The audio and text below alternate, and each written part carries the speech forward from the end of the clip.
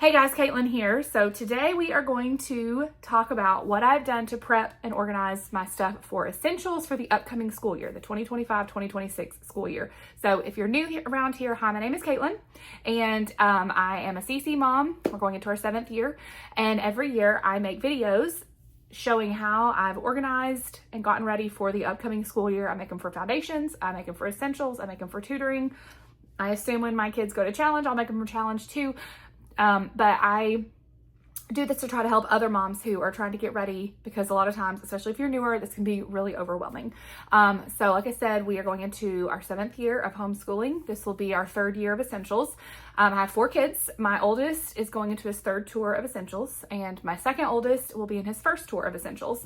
And then I have 2 younger ones. So this is the first year and the only year that I'll have 2 kids in essentials. All the rest of my kids are spaced out enough that I'll only have 1 at a time. But this year I'll have 2 at the same time, 1 a 3rd tour and 1 a 1st tour. And so I think that it's honestly not a whole lot different as far as what I prep. There are a few things that I'm doing differently for my 3rd tour student, and so I'm going to show both of those to you so that you can kind of see how it scales or how it can be scaled up. And so that way, if you have a 1st tour student, just focus on what I'm talking about for someone who, and when I say tour, that means like your first time through. That's just CC's verbiage to say your first time through a cycle or through a essentials year. So 1st tour, first time through. Anyway, and so, but for those of you who maybe are watching and you have kids who've been through essentials before, you may find some of the stuff that I'm doing with my 3rd tour student helpful for you guys. So I'm going to share both.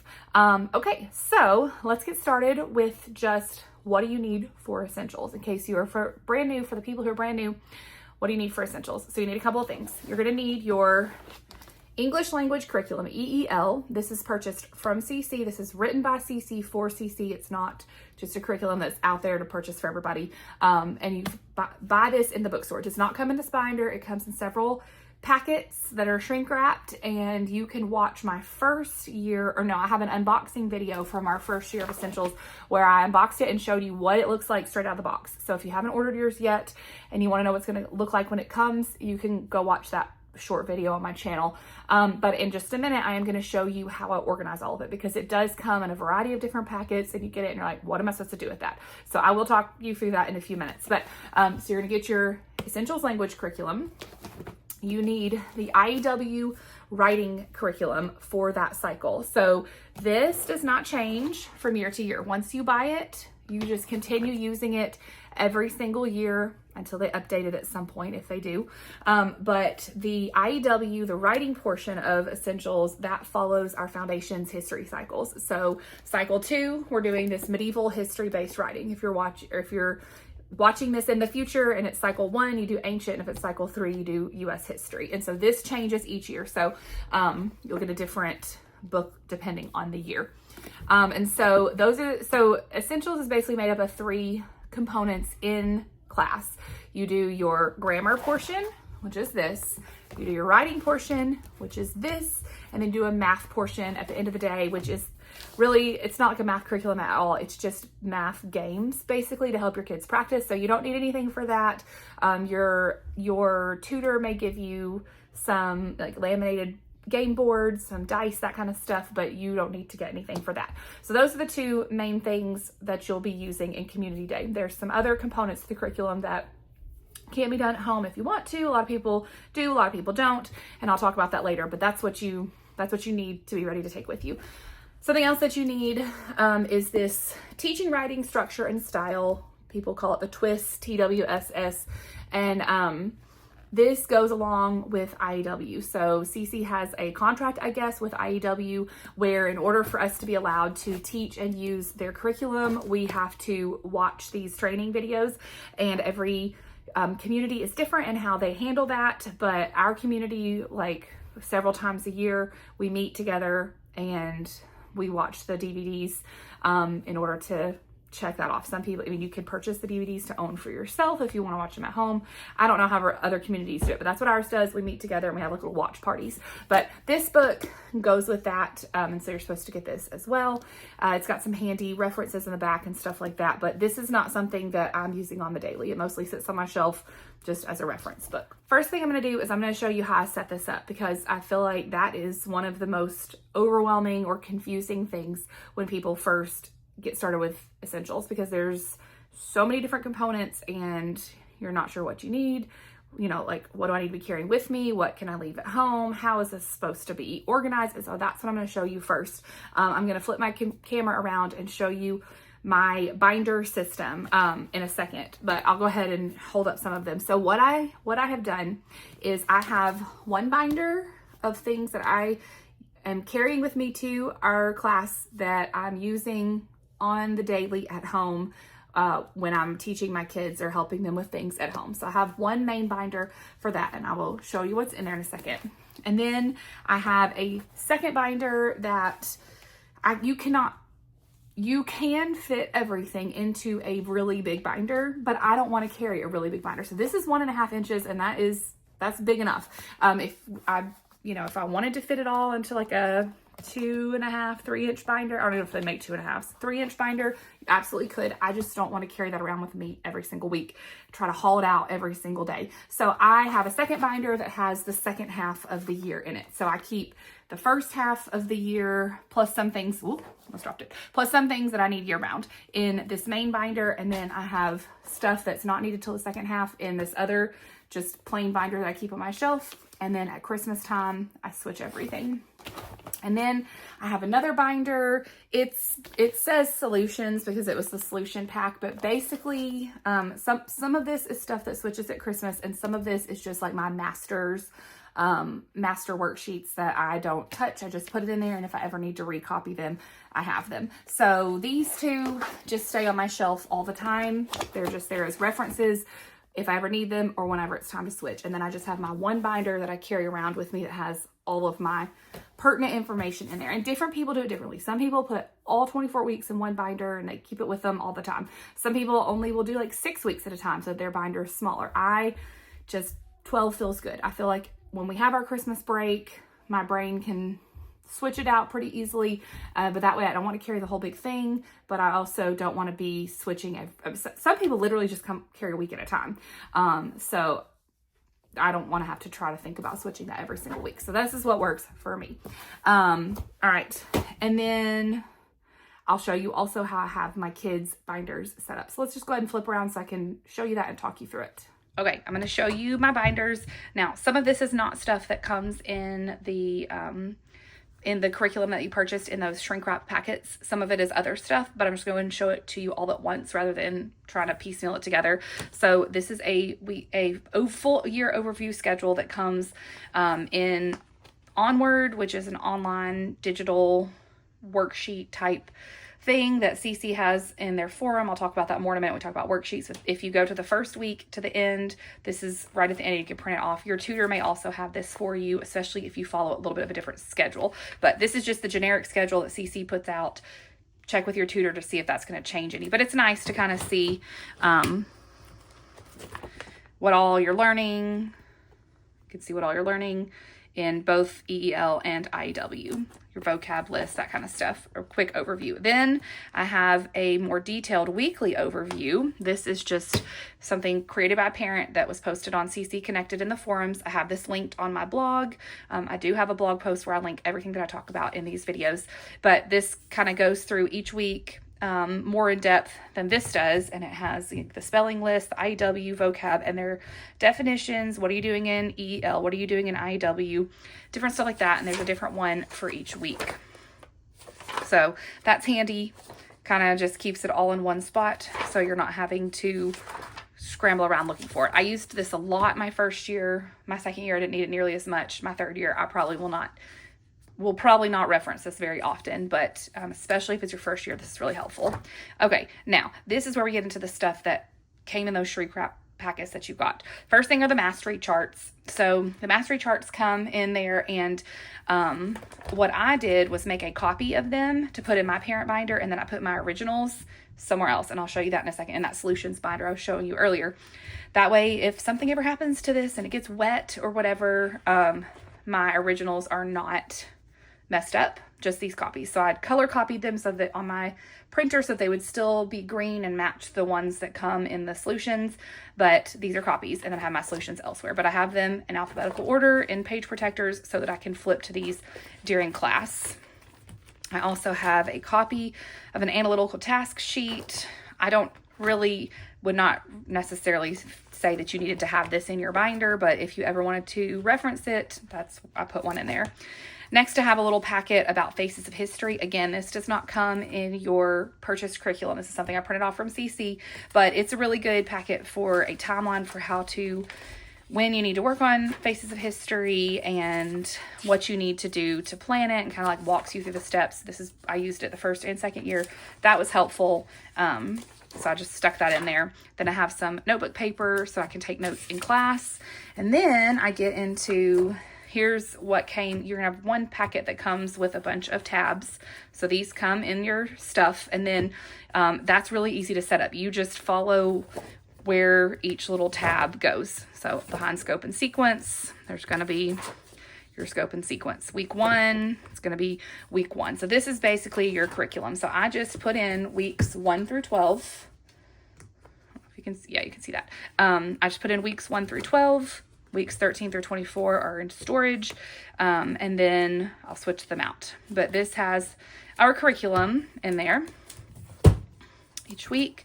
Then after week 12, there is some stuff about spelling. I mean, I put it in there, but we use a different spelling curriculum, so I never reference this. There is a glossary, and then there's a tab that says weekly sentences. So this weekly sentences comes with the curriculum. So I put that in there, but then I also have another document. It's the exact same thing. It has the weekly sentences again, but it tells you which ones are advanced. The red ones are advanced. The blue ones are tricky.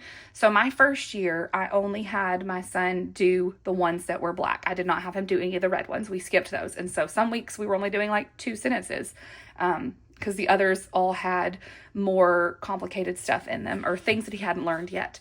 His second time around last year, I had him do all the sentences because he's now been through all this. And so even when he has a tricky sentence earlier in the year, it's stuff he's seen before. Now this year, my third tour, he will do all the sentences, but I used this again for my first tour, and same thing. I only am having him do the sentences that are in black. So this is really helpful so that you're not trying to tackle a sentence that has a lot of stuff in it that you and your kiddos have never seen before if it's your first time through. So I definitely recommend this. Okay, and then after that, there is a set of solutions for your sentence diagramming. And so you don't start diagramming sentences until week 3, so that's why this starts with week 3. But I have the diagramming sentence solutions from weeks 3 to week 12 in here. Now, in your solutions manual, there are editing exercises, and this is what's on this page, and then it flips to this. That's why I have this there. We don't do the editing exercises, so I don't use those. But anyway, I have my solutions, and then I have some answer keys to 2 other sets of worksheets that we're doing. These are not from the packet. These are separate, and I'll show that in a minute. And then there's a little bit of other stuff that came in that bundle for the parents. All right, so that is what is that's in my main binder that I use on the daily. Now, this binder right here, all it is like I mentioned, weeks 13 through 24. This just has, that just has it as extras. So that just sits on my shelf until Christmas, and I flip it out. Now, this is the solutions binder thing that I've put together, and it has my original mastery charts because I made copies to put in my book. It has the editing exercises. We do not use the editing exercises at all, so this just has all of them in there, and I leave them in there year-round because we don't use those. Then here are the diagramming sentence solutions for weeks 13 through 24. So at week 12, when we come home, after we start Christmas break, I'll switch out the tabbed curriculum stuff, and I'll switch out the sentence answer keys. So this stays in here, and then those will switch. Past that, all right, then one of your packets was this student packet. This is not really intended to be a consumable. You can have your kids write on this stuff, and then you'll have to buy another one the next year. You can also download this. If you are a member of CC Connected, they have this in a PDF form in the Learning Center. I have it linked to my blog, so you can actually just go and download this if you ever need it again. But because it's not really intended to be a consumable, they are expecting that you'll see it says not consumable, copy these pages as needed for memory work practice with your family. So I have the masters in here. And here are all the charts. And when I show you my son's binder in a minute, you'll see these blank charts are in there for him to copy. We don't do the editing exercises. If you did, you could either use these as, as a consumable or copy it and put it in your kids' binders. Also, I believe these are on CC Connected in the Onward to print off if you don't want to like make photocopies of stuff. But we don't ever use those, so I just leave them in there. Then there's the analytical task sheet that you can make a copy of, and then some spelling practice stuff. We don't use those. Also, these are some spelling rules, capitalization rules, EL homophones. This stuff I printed out our first year. Didn't end up ever using it, so I just stuck it in the back there, but I have never used it. Here's my cycle 1 of these little weekly pages. So I just have them in there until next cycle. So that's kind of how I have my stuff set up. So this right here only ever gets used to switch out these solutions halfway through the year. Okay, now let's talk about what's in my son's binder. We've got a lot of different things like his IW portable wall, a whiteboard, things that his tutor has given him, number knockout boards, that kind of stuff. Your tutor, I'm sure, will give you similar things, dice, dry erase markers. These things you'll probably get for community day, but here's how I have his binder set up. So in page protectors, I have his charts, and I have a copy of the filled in chart and then a blank chart. So he can have it open and he can copy with a dry erase marker onto this page, looking at this page. So chart A looks like this. Chart B is not one that you copy, it's just one that you read through. So I don't have anything on the opposite page. Chart C, here's your filled in one, here's your one to copy. D, and so on. And so this is how I set it up. You don't have to do this in the page protectors. I'll show you some other options in a minute, but this is what we did. After his charts, I have the weekly sentences in there. I don't remember where I got this. I feel confident he's never actually looked at this because we print out the sentences on a different sheet of paper. Now, if you're going to have your kid do this on either a whiteboard or just a plain piece of paper, or an analytical task sheet trivium table, which looks like this, as a place where you can diagram, then you would need to maybe have this list, and you can tell your child, okay, do week 7, sentence 1, and they'll copy it. But because we use something different, which I'll show you in a minute, this is not really necessary. Okay, so he has his charts and he has his little sentences. Then this is where I put his weekly worksheets. This has nothing to do with what we do in Community Day. This is just stuff that I have him do at home. So I found these tab dividers that have 24 tabs, and so I put them in there, and I do the same thing with his notebook that I do with mine. I have weeks 1 through 12 in here, and then I have weeks 13 through 24 in a separate binder that I'll switch out again at Christmas like I do with mine. So really, for Community Day, you just basically need to take your charts and then like these other things that perhaps your tutor gives you. Like all these worksheets, this is stuff we do at home. I asked him, did he want to keep them at home? And he wanted to keep it all together in one binder. So he wags this back and forth to CC, though it is truly not necessary to have this much. Okay, so as you can see with both of our binders, especially with my kids' binders, I try to keep it pretty simple. Before we started Essentials, I watched a lot of videos of people setting up binders, and some of them have so much stuff in them. And if that works for you and your family, great. But I just felt like that was a lot for us. And like I was saying, honestly, to carry with him to Community Day, he doesn't even need all of that stuff that I have in there that's at homework. I could truly separate that out. He doesn't want to, so that's fine if that's how he wants to do it. But as each of my kids comes through Essentials, I will see how they feel about it. Now, we don't do the spelling or the editing. And I know some people who do all of those components, they set theirs up a little bit differently, and they will have a tab for each component. So they will have one tab for grammar practice, one tab for charts, one tab for vocab, one tab for spelling, one tab for the editing.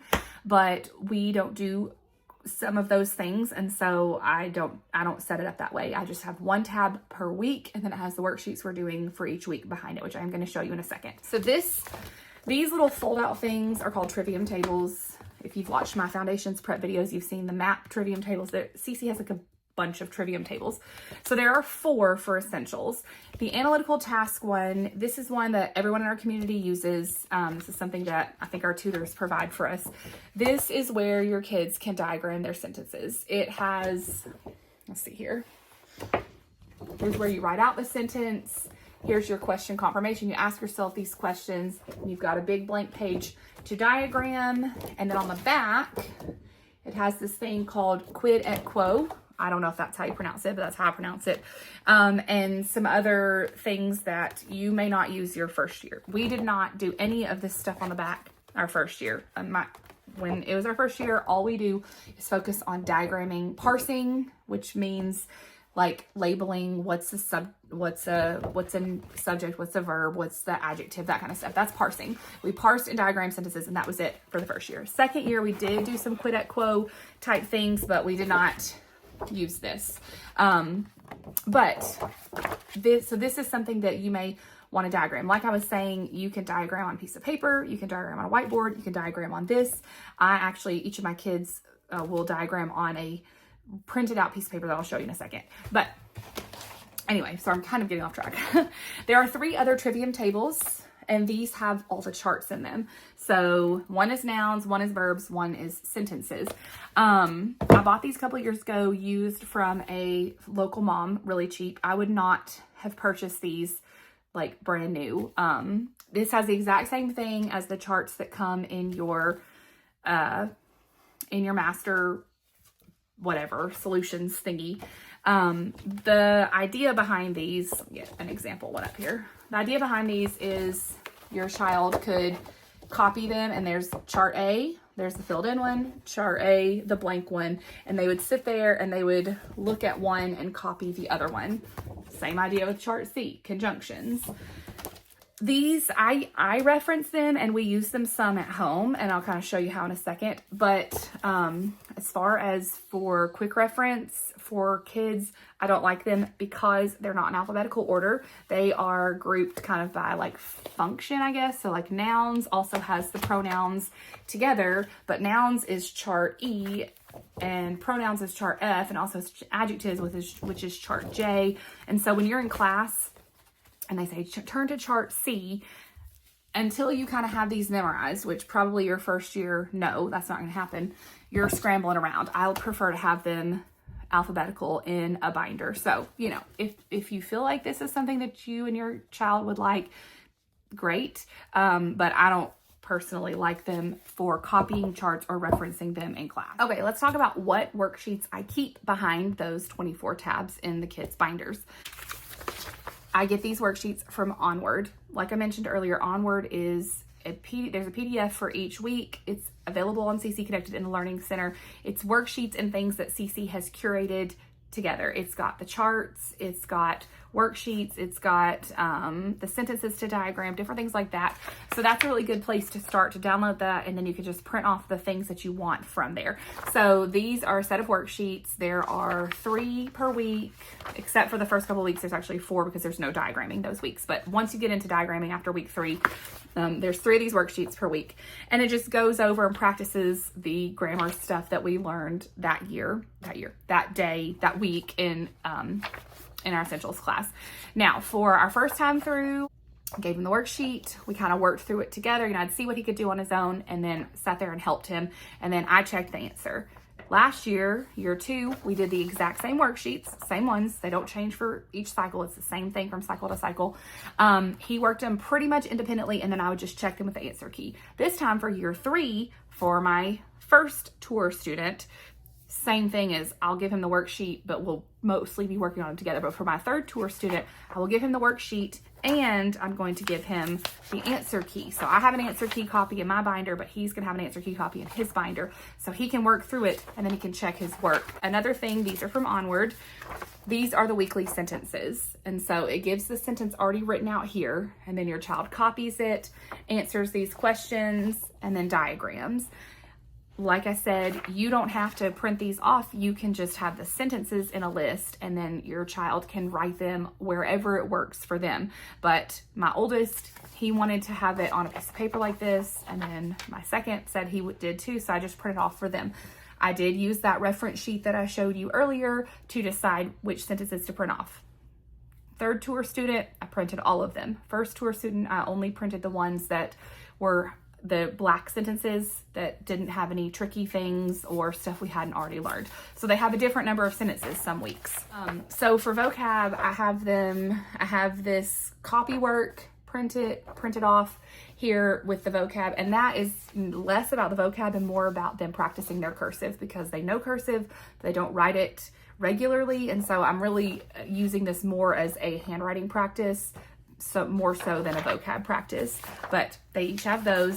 And then there are some really simple vocab worksheets that you like match the word to the definition and then fill it in the blank. And so I do have them do this, but for the most part, we just practice the vocab cards that come in the back of the IEW book, and that is how they practice their vocab for the most part. So we do a couple of worksheets, but if you're looking for more worksheets, if you have a kid that likes them or that helps them learn, there are some options, and I have others linked on my blog, so you can check those out. And so for my first tour student, that's pretty much it. He has a daily essentials worksheet, he has his diagramming worksheets, and then he'll have some vocab worksheets each week, and that's it. For my third tour, I have a little bit more for him. There is a workbook, a grammar workbook that another CC mom created that it's pretty similar to what I was showing you already with this, but not exactly the same.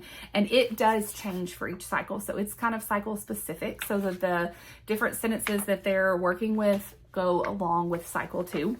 And so there's some chart practice, and then there's some grammar practice, and it's 8 pages, 2 pages per day for the 4 days that you're not in community. So for example, this is week 5, day 1. There's 2 pages. It's actually intended to be printed so that your week 5, day 1 would be side by side. So you'll do your chart on one side, and then you would kind of apply the chart on the other side and then flip it over. It's really meant to be more like in a spiral bound situation, but because my kids want their worksheets all together in their notebooks, I printed them a little bit differently. So each page is 1 day front and back. So it's not exactly how it's designed to be used, but they'll be fine. He will be fine. I'm only using it with my oldest. So if you watch my foundations video, I talked about doing what I do. Curating all of these resources for you guys sometimes causes me to have like FOMO, shiny object syndrome, where I see so many great things and I want to do all the things. And sometimes I'll get caught up in the excitement of all the good things. And then sometimes I'll have to be like, this is not actually what works well for my family. This is not actually what my kids need, that kind of thing, and rein it back in. So up until now, I have never done any other workbook type thing. I've been fine with the worksheets from Onward. And really, I was planning to just stick with the worksheets from Onward for both of the kids this year and have my first tour do them with me, and my third tour do them, check as answers, and be done. But I've looked at this workbook multiple times over the years, and even though I was like, I really want to keep it simple, I decided to go ahead and get it. It's not very expensive. I do really like the look of it. And so I'm going to start him off using both sets, the ones from Onward that I've used all 3 years with him, and then this newer one that I just purchased. And we'll see. He is pretty quick with his schoolwork. He knows this stuff really well already. And so I don't think it's going to really strain him to give him a little bit of extra work every day. But I also, if I feel that it's too much, that it's too repetitive or too much, then I'll drop one or the other. So you may have to stay tuned until next year's video to hear my review of which one I decided to go with. But for now, I'm starting him out with both. One other thing that I have for him to do that is new for us for this year, that I'm only doing for him, is some additional sentence diagramming. He loves diagramming sentences, and he's quite good at it. I would not add this additional stuff to a kid that was really hard for them, but he excels at diagramming sentences, and I wanted to give him a little more challenge this year, but also just he enjoys it. It's fun for him. So I purchased these things called Brash cards, like flashcards, but with a BR, Brash cards. They're again made by a CC family, and they take things that go along with that current cycle and turn them into sentences to parse and diagram. So it's just additional sentences to diagram, but they go along with the current cycle, so that's nice. And they're intended to be printed and cut out and laminated and made into flashcards, and you would like use one per day, look at the front, and then diagram it and check it on the back. I did not want to laminate and cut more stuff. If you watch my foundations videos, oh my goodness, I'm always laminating and cutting stuff. And so I didn't want to. And so I just printed them as a worksheet. So each week he'll have 4 extra sentences. It's one really simple sentence and then one more complicated sentence. I'll have him do the more complicated one. If my second born, in his first tour, if he's doing really, really well and really enjoying diagramming, I may have him do the simpler sentences, but we'll kind of fill out the year and see how it goes. But anyway, so for my third tour, he will he'll parse this more difficult sentence and then diagram it and then look on the back for the solutions. So we're just using it like as a worksheet in his binder instead of as a separate flashcard thing. Okay, so that's my kids' worksheets. It's more for my oldest than he's done the past 2 years, so it's still not just tons and tons. I try to keep it, like I said, enough that they're, I want them to use them to learn the material, but I don't want them to do worksheets just for worksheets' sakes. So there's that. Like I've already mentioned, we do not do the editing or the spelling. So you won't see any editing or spelling in their stuff. We do separate curriculum. I'll talk about that at the end. A couple of other things real quick. So our first year, I printed off these really tiny charts and laminated them and put them on a ring. But it's basically these exact same charts, just shrunk down. And I do recommend either having these or printing off and shrinking down the little charts, not for copying the charts. I prefer having it with the page protectors like the way we have it. But for working on those worksheets, when your child has their binder open and they're trying to do worksheets and they need to reference a chart that's in the front of their notebook, at that age, I feel like they have a hard time flipping back and forth. They spend more time trying to figure out what week was on, where's my worksheet, where's that chart. So I like to be able to open up their binder, they have their worksheet they're working on, and then if they need chart E, they can just lay this or lay those little bitty cards, the little miniature charts right there next to them so that they're not having to flip back and forth. So I do recommend some form of having the charts separate from the ones that are in their binder where they have to flip back and forth. If you do your worksheets the way I do, if you do your worksheets bound in a spiral bound workbook type thing, then you could move the workbook on top of the charts. So it kind of depends on how you're going to set it up. But I would have one of the two things to be mobile so that you're not trying to flip back and forth in your binder. And that's just a personal preference, but I know with my own kids, that is a struggle. So I do recommend doing that. A few other things. Chart A is what you focus on your first year. I found this one. My kids love Legos, and so I found this Lego Chart A, printed out and laminated it so we could have it. Truly, we didn't use this very much because everything on Chart A is Foundations memory work. So if your kids know the Foundations English memory work, then they basically already know Chart A. They just don't realize it. They're just having to put the pieces together when they start Essentials. That's something that we do over the summer. If you're watching this and you still have like a year or so to go of Essentials, the summer before Essentials, I have my kids really focus on memorizing the Essentials, the English memory work from all 3 cycles. With my oldest, I made YouTube playlists and we listen to them once a week. And with my second born, now we have Yodo players and we put our Foundations memory work on the Yodo player. And so I have him listening to them weekly just to keep those songs in his head, because knowing that Foundations memory work makes Essentials so easy. I mean, it's not like so easy, the whole thing, but it makes learning Chart A so easy, and it's just got a lot of components already memorized and it makes it easier. I'll say that. So that's a recommendation, a tip from me to you. If you haven't already done that, if you're watching this the week before school starts, don't worry about it. It is what it is at this point. But if you're watching it early enough that you can do that with your kids over the summer, it really does make a difference. But I did print this off for us to reference. Like I said, not really necessary. But if you have a Lego lover, that's fun. Something else that I made was I made a large Chart A that is magnetic, and you can put it on the whiteboard and you can build Chart A that way. And so if you have a kid that does not like writing or just does better with hands-on or, gross motor type stuff, that's something you should check out. It's in my Etsy shop. Actually have not used it much with my kids to very much. We've used a little bit, but people had requested it, so I created it, and I know a lot of people use it and love it. So check that out, because depending on how your child learns and how they, you know, if they really struggle with writing or whatever, they may really enjoy that. So that's something else that I've made. Something else I'm really excited about this year is this Quid et Quo page. So if you're watching this and this is y'all's first year, ignore what I'm talking about. This is something that really not something that I think many first tour students work on. Most of the first tour students are working on parsing and diagramming those sentences, and they don't worry about the quid et quo portion of it. But if you have a second tour or a third tour and you're ready to start doing some quid et quo with your sentences, this is really nice. I don't love the way the CC Quid et Quo is set up. I feel like it's kind of cumbersome. And so there's a mom, an Essentials mom, who created this. And what I love about it is it has all the different attributes, or I'm not sure what I guess attributes is the right word, for each option. And so they just write the words and then they can just circle them. So they're not having to search on all of their different charts to remember what are my options to write here. And so it just cuts down on the writing and searching through the charts, and they can just recall.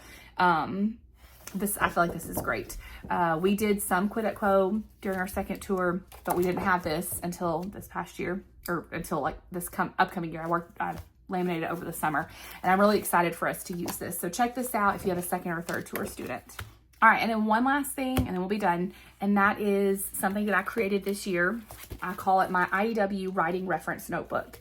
So basically what this is the portable wall plus some other stuff. I pretty much sat down and thought about what are the things when we're writing an IEW paper that we're always trying to, like, we're struggling with, or we're trying to reference from different places, and I wanted to put it all in one place. So this is not something that I'm carrying with us to Community Day. This is just something for our family to have at home as a reference, but I thought I'd show you. So what I have in here is I have these IEW mini posters.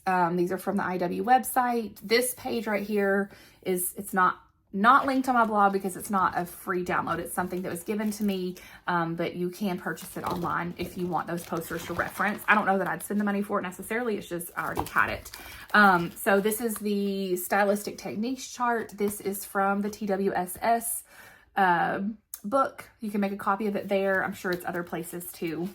And then www.asia.wub. If you don't know what any of this means, that's okay. You're going to learn. Don't worry about it. This is maybe not for you, at least not this at the beginning of the school year. But if you're a second or third tour family, you may want to go ahead and make this. This is for me. My son, he knows what these words are, but I forget every single time. And so I made this one for me, so I have that reference. And then I have LY adverbs. This is basically what's in the portable wall. I just put it in here too, so we don't have to reference multiple things. So what we struggle with, both of us, is ing openers. And so I found this giant list, like 2,000 ing words, and I printed that out for us to flip through to help us with that this year. Because, you know, easy plus one is kind of a thing with IEW, and that's something like the rest of it is pretty much easy. And the ing openers are going to be something we're working on this year. So I printed that out. I printed out a list of prepositions. This is a download that I made. So anything that I made or have found elsewhere, this is linked on my blog. Some of these things are, from, like I said, from your TWSS. You'll have to make a copy of it because copyright wise, I cannot just put it on there. But I have things linked that I can. And then the last pages are the the vocab. And I have them for all 3 cycles. That way we can just keep using this year after year. I don't have to change it out. And also they can reference past cycles. So I have the ancient history, IW vocab. I have medieval. Don't look at how I spell medieval because I spelled it wrong. I have the medieval, this year's vocab. And then I have the U.S. history vocab. So it's the vocab from all 3 cycles. And that's just for us to keep at home. And that way, when we're writing papers, all our pain points or all the things we reference often are in here. Because in the past, we've been referencing the vocab list that was in the back of his workbook. So trying to flip in that. The IEW portable wall, we had that. Every week I was having to write down www.asia.wub because I couldn't remember what it was. And so there's, I don't remember what else. Oh, the ing openers. And every week we were just struggling, period, trying to come up with ing openers. So I tried to just compile all that stuff and put it into one place. So this might be something that's helpful to your family. Again, if it's your first year, you probably don't even know what any of this is yet. So like, don't worry about it to start off the year, and maybe you know, halfway through the year, once you've started writing papers and you've learned about a lot of these things, maybe you want to come back, check this out, make your own. Or if it's your second or third time through, maybe make that. All right, last thing, like I mentioned, we don't do the editing or the spelling. So what do we do instead? For, I guess you call it for editing, we use Dailygrams. This has some punctuation, it has capitalization, a little bit, it has some spelling, but not like a full spelling curriculum. Phrases and clauses, analogies, combining sentences, just different things like that.